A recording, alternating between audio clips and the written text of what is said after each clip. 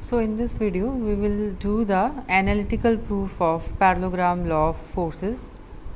So according to the statement, if two forces are acting on a body be represented in magnitude and direction by the two sides of parallelogram, then the resultant may be represented in magnitude and direction by the diagonal of the parallelogram passing through their point of intersection.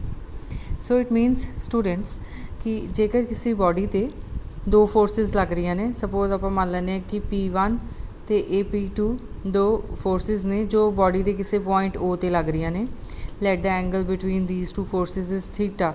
तो जेकर ये दो forces parallelogram दियां दो sides represent करदियां होण, सो जिवें मैं इन्हां दो फोर्सिस नूं ड्रॉ किया तो पैरेलल लाइनस ड्रॉ करके पैरेललोग्राम कंप्लीट कर लिया।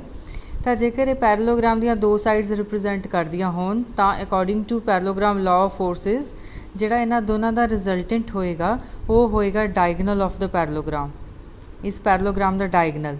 बट किहड़ा डायगनल लेना है? इस पैरेललोग्राम के दो डायगनल्स हैं, one is this diagonal and second is this larger diagonal. तो आपां ने डायगनल किहड़ा लेना है? Which passes through their point of intersection. आ दो फोर्सिस जिथे इंटरसैक्ट हो रही ने उत्थों जो डायगनल पास हो रहा है वो वाला लेना है एज ए रिजल्टेंट। सो जो मैं आ P1 ते P2 दो फोर्सिस ने पैरेललोग्राम ड्रॉ कर लिया, तो इन्हां दोनों का जो इंटरसैक्शन पॉइंट है इत्थों दी जो डायगनल पास करेगा दिस यही होएगा इन्हां दोनों का रिजल्टेंट, P1 ते P2 का रिजल्टेंट। ये है पैरेललोग्राम लॉ। हुण इसका आपां एनालिटिकल प्रूफ करांगे। सो एनालिटिकल प्रूफ करने लई पहलां तां मैं इहनूं नेम दे दांगी। Let P1 force is represented by vector OA, P2 force is represented by vector OB, let this corner is C। तो स्टूडेंट्स आपां की करांगे, OA दा लाइन ऑफ एक्शन एक्सटेंड कर लेना है, इनू वधा लिया अगे नू, तो C तो उस लाइन के उत्ते परपेंडिकुलर ड्रॉप कर देना है। Let this meet at point D। ठीक है जी, मैं रिपीट कर देनी है। पैरेललोग्राम बनाया, उस बाद OA नू एक्सटेंड किया, C तो उस लाइन के उत्ते परपेंडिकुलर ड्रॉप करता, let the point is D। ठीक है जी। हुण सिमिट्री ऑफ इस फिगर दे जस्ट जोमैट्रिकल आसपैक्ट नू देखदे होया एंगल CAD जिहड़ा है, this angle CAD will be same as angle BOA theta. So इनू भी मैं इत्थे थीटा लिख दांगी।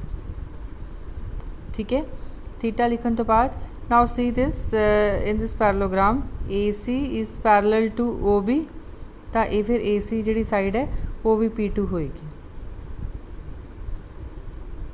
इत्थे भी P2 लिख लिया। नाउ दिस ट्रायंगल, हुण आपां जेकर इस ट्रायंगल राइट एंगल ट्रायंगल है ACD, इस ट्रायंगल नू कंसीडर करिए तो फिर taking right angle triangle ACD,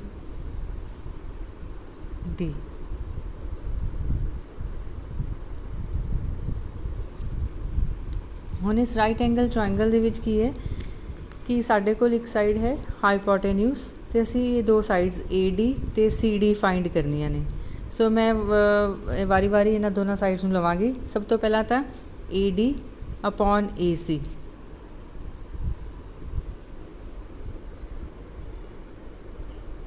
AD upon AC की चीज़ है, AD is base, AC is hypotenuse, so base upon hypotenuse is cos theta, right? Then second लवांगे असी CD side which is perpendicular, CD upon AC,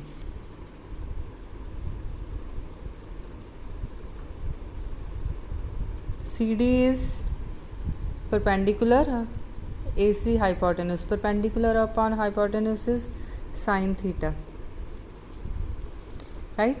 So हुण students AC side जी है that is P2, सो असी आपां AC की थां ते इत्थे P2 लिख लाँगे। सो साडी एक्सप्रैशन जिहड़ा बन जाएगा AD upon P2 equals to cos theta and CD upon P2 equals to sin theta. सो इनू क्रॉस मल्टीप्लाई कर लीए जेकर तो साडा एक्सप्रैशन बन जाएगा AD equals to P2 cos theta, ठीक है, and CD equals to P2 sin theta. हुण ये साडे कोल दो एक्सप्रैशनस आ गए ने जिन्होंने असीं अगे यूज़ करांगे। नाउ फर्दर गोइंग, हुण असीं ट्रायंगल लैनी है दिस लार्जर ट्रायंगल OCD, ये भी राइट एंगल ट्रायंगल है OCD। So in triangle OCD now we will use the Pythagoras theorem here. So Pythagoras theorem की हुंदी है, base hypotenuse square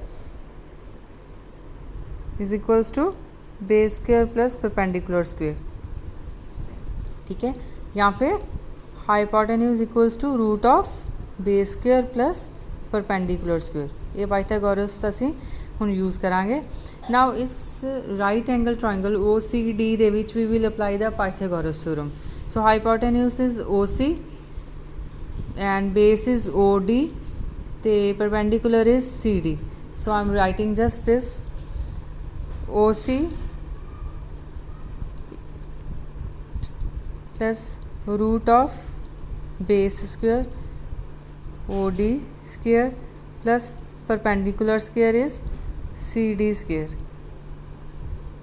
So this is just the Pythagoras theorem applied on the. Now further, what is OC?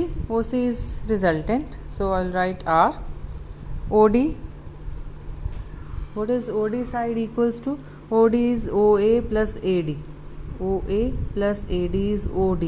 So मैं इन्हें break करके लिखांगी OA plus AD the whole square plus CD square, right? Then again इन्हें further open up R equals to, so what is OA plus AD the whole square?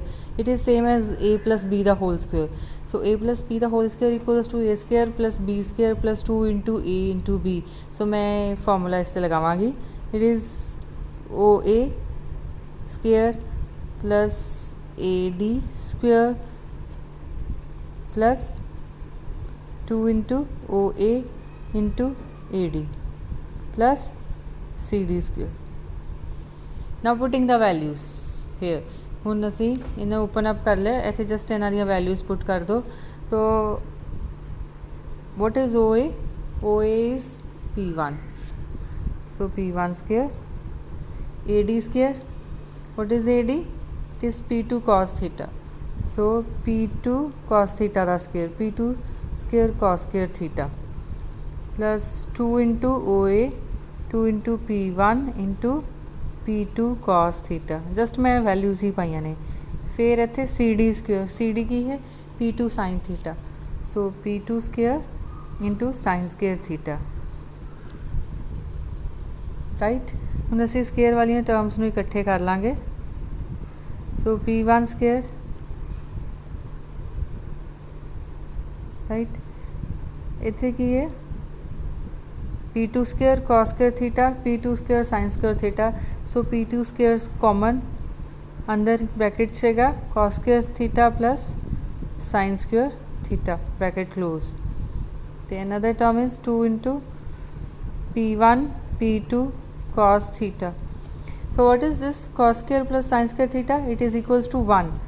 सो साडा फिर expression है वो बन गया P1 square plus P2 square into 1 P2 square plus 2 into P1 P2 cos theta. So what is this equals to? R, resultant. Now students, this is the formula of finding the magnitude of the resultant. R resultant equals to root of P1 square plus P2 square plus 2 into P1 P2 cos theta. This is for finding the magnitude. Now if we want to find the angle inclination of this resultant, ਹੁਣ ਤਾਂ ਅਸੀਂ ਇਹਦਾ magnitude find ਕੀਤਾ है, mathematical formula ਮਿਲ ਗਿਆ parallelogram law ਦਾ, ਜਿਸ ਨਾਲ ਅਸੀਂ ਮੈਗਨੀਟਿਊਡ ਪਤਾ ਕਰਾਂਗੇ। Suppose we want to know the direction or the angle. ਆਪਾਂ ਮੰਨ ਲੈਂਦੇ ਹਾਂ ਕਿ ਜਿਹੜਾ ਇਹ ਰਿਜ਼ਲਟੈਂਟ ਹੈ ਇਹ ਬੇਸ P1 ਦੇ ਨਾਲ ਅਲਫਾ ਐਂਗਲ ਬਣਾ ਰਿਹਾ, ਠੀਕ ਹੈ ਜੀ। ਅਤੇ ਜੇ ਹੁਣ ਆਪਾਂ ਇਸ ਦਾ ਐਂਗਲ ਅਲਫਾ ਇਨਕਲੀਨੇਸ਼ਨ ਵੀ ਲੱਭ ਲਈਏ ਤਾਂ ਸਾਨੂੰ ਰਿਜ਼ਲਟੈਂਟ ਦੀ ਕੰਪਲੀਟ ਜਿਹੜੀ ਹੈ ਡਾਇਰੈਕਸ਼ਨ ਵੈਲਿਊ ਅਤੇ ਉਸਦੀ ਲੋਕੇਸ਼ਨ ਵੀ ਪਤਾ ਲੱਗ ਜਾਏਗੀ। ਸੋ ਹੁਣ ਅਸੀਂ ਕੀ ਕਰਾਂਗੇ, will find the tan alpha, because ਆਪਾਂ ਸਲੋਪ ਫਾਈਂਡ ਕਰਨੀ ਹੈ ਇਸ ਫੋਰਸ ਦੀ। So tan alpha, tan of any angle will be equals to perpendicular upon base। so ਇਸ ਜਿਹੜੇ ਆਪਾਂ ਟ੍ਰਾਇੰਗਲ ਲਿੱਤੀ ਸੀ ਰਾਈਟ ਐਂਗਲ ਟ੍ਰਾਇੰਗਲ, ਇਸ ਦਾ perpendicular CD, base ਕੀ ਹੈ OD। so CD upon OD।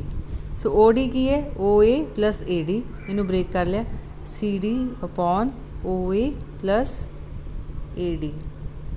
ਹੁਣ ਜਸਟ ਸਟੂਡੈਂਟਸ ਇਹਨਾਂ ਦੀਆਂ ਤੁਸੀਂ ਵੈਲਿਊਜ਼ ਹੀ ਭਰਨੀਆਂ ਨੇ। so what is CD? CD ਕੀ ਹੈ P2 sin theta। ਸੋ ਮੈਂ ਇੱਥੇ CD ਦੀ ਥਾਂ 'ਤੇ P2 sin theta। OA is P1 plus AD is AD ਜਿਹੜਾ ਆਪਾਂ ਪਹਿਲਾਂ ਫਾਈਂਡ ਕੀਤਾ ਸੀ P2 cos theta।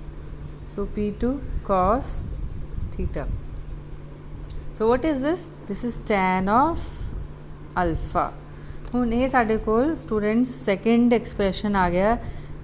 ਅਲਫਾ ਕੀ ਚੀਜ਼ ਹੈ? ਇਨਕਲੀਨੇਸ਼ਨ ਰਿਜ਼ਲਟੈਂਟ ਦੀ ਬੇਸ ਦੇ ਨਾਲ ਅਲਫਾ ਫਾਈਂਡ ਕਰਨ ਵਾਸਤੇ। ਸੋ ਇਹ ਦੋ ਫਾਰਮੂਲੇ ਸਾਡੇ ਪੈਰਲੋਗ੍ਰਾਮ ਲਾਅ ਦੇ ਵਿੱਚ ਯੂਜ਼ ਹੁੰਦੇ ਨੇ, ਉਹਦਾ ਮੈਥਮੈਟੀਕਲ ਐਕਸਪ੍ਰੈਸ਼ਨ ਜਿਹੜਾ ਹੈ ਉਹ ਦੱਸਦੇ ਨੇ।